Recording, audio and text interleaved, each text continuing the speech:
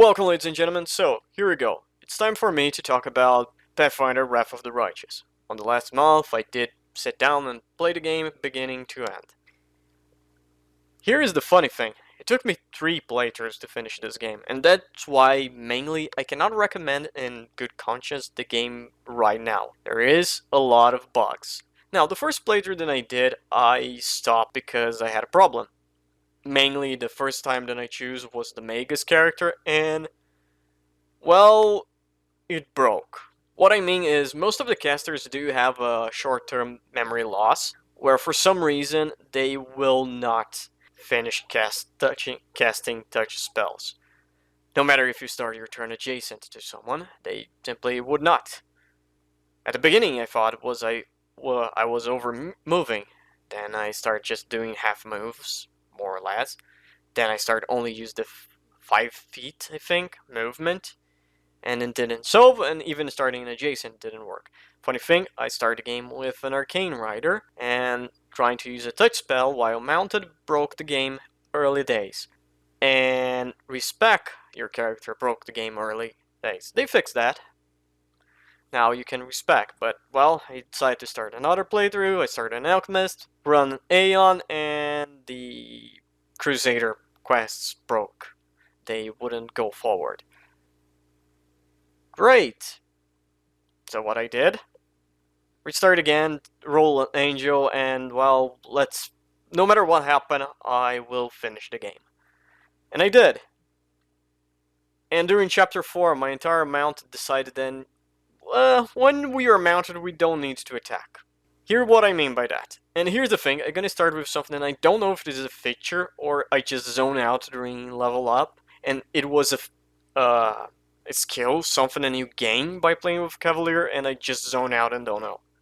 You have the ability called Challenge. You select Challenge, you click on an enemy, you gain some bonus to attack that enemy, while everyone getting bonus to attack you. Now, here's the thing. If I just press charge, my character would charge on the enemy that I used Challenge on. Now, here is why I believe it was a bug. I tested that a couple times, and even if the path was a little bit janky, it would do that mechanic. And funny enough, sometimes that led to a bug, where for example there was a piece of the environment between that charge. My character would like start spinning around, and it would just end the combat phase for that character. But, here's the thing, normally what would happen is you click charge, it would do the entire charge, would move, do the attacks for the animal companion, would do the attacks for the main character, and I would get a standard action. Maybe it was a feature. I don't know. But I think it was a bug. But, after chapter 4, the game decided to simply kill itself. Why? Here's the answer. After I get on chapter 4, the first combat, I mount up, and I did the ability. The charge happened, because even if it was a bug, I decided to keep using it. It moved to the character, did the first animation to the attack, and soft locked the game. I needed to turn the game for the turn-based combat back to the 2D action combat, so I would go back to fix the situation. I would gain back my combat action, the standard action, but that would not fix. And then I decide, well, I got back my standard action, so let's attack. I click attack. 2 things could happen. Option A, nothing. Option B, it would do the first animation for the attack, the game would softlock again, and we would back to this loop. After chapter 4, I finished chapter 4 on chapter 5, the bug fixed itself out. Now, important piece, it's not a thing that the bug was fixed on the patch. Because if I load the same save on chapter 4, the same thing happened again. The only thing that I maybe believe it was maybe a weapon, and I was using the same weapon during the entire chapter. The weapon was bugged, the effect was bugged, something was broken. And just for Reference, I was using Finian has a short lens. Okay, next. Here's the thing. Like I was saying, the game has and had a lot of bugs, and because that is one of the main reasons why I can't recommend the game. But again, I said I had fun with the game. And here is the second part. The core story of the game, and I don't want to spoil it because the core story is good. But it feels like they rushed this thing out for some reason. Because many of the quests are like that thing where, yeah, it's good, but is lacking something. Like, they have the beginning and the end of most of the things, but it lacks a lot of the middle.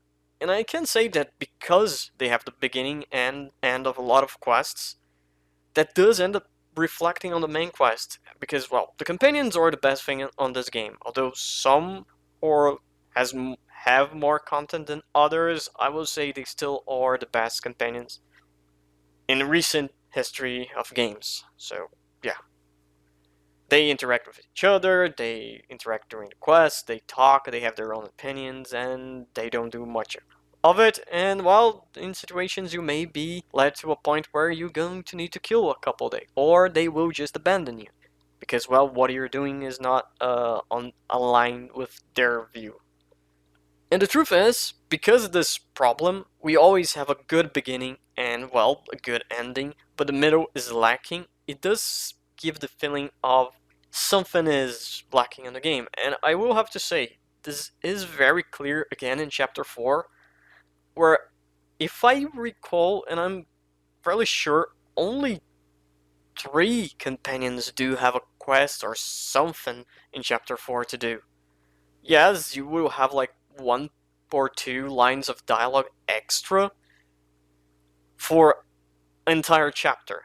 Yes, again, they talk during quests, but there's no piece of conversation, like there's no going deep on some situations or even things that happen.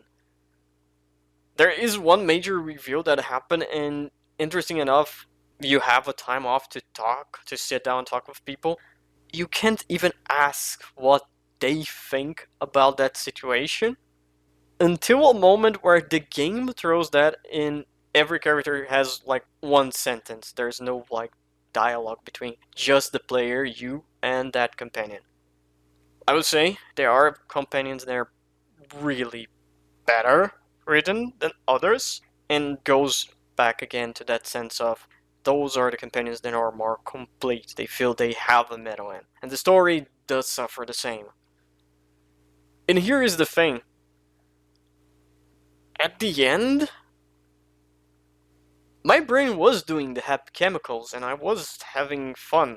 Even when I started the third playthrough and said, fuck, I'm gonna need to go for entire beginning of the game and all of that, I said, fuck, I enjoy playing with the classes and I will try a different class. I choose Cavalier because I thought it was basic and I thought it would be less chance of breaking. Oh boy, I was wrong. Now, that's more or less the thing. The game is good, and yes, there is a little bit question in my voice here, but I can't recommend. And here's the thing. I don't know if I can recommend even after they finish all the bugs, because there is that still lacking on the game. I would say, oh, wait the expansions. Maybe with expansions they will shove a lot on the middle to fill, and well, with more quests around, an extra 2 or 3 quest chains on the game, they will flesh out a little bit more the companions, and the thing is, not. There is gonna be 2 expansions for 2 DLCs for this game. One, it's more or less a roguelike that will like add a dungeon for the game, but it can be played standalone if I'm not completely out of my mind. So I don't see it really affecting the main game.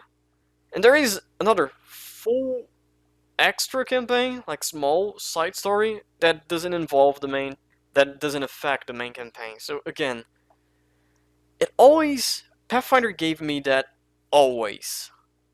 It always no, I'm sorry, that almost. The story is good, the core, but almost. The gameplay is good, but because the bugs, it almost worth. The story and you go, everything is that. Like the companions are great, but because some of the companions are very meh, the companions are almost worth picking up the game to play. So that's my opinion. Still, not bad. Just a little bit undercooked. And I would say, yeah, it did need like a full expansion treatment. Something even along the lines of like two DLCs that really goes into the campaign. Because boy oh boy, they need. And one funny fact that discussing with another friend of mine who also played the game, and he had less of those problems because, well, he decided to play a Lich. Funny fact, he decided to play the Lich and he started the game without the Crusader mode. He had to restart the campaign. If you play the Lich, a lot of those problems go away because, well, the path of the Lich is kinda lonely, so you don't deal with a lot of bullshit. But jokes aside, Pathfinder Wrath of the Righteous is the biggest almost that I ever played. It is good, but it almost is great. Ladies and gentlemen, that's it. See you next time. Well, ladies and gentlemen, thank you for watching. This was the video. If you enjoyed, leave it a like. If you didn't, leave a dislike. If you have anything to say, please leave a comment. And if you want to see what the hell is gonna be coming next on this mess, subscribe. And see you guys on the next episode.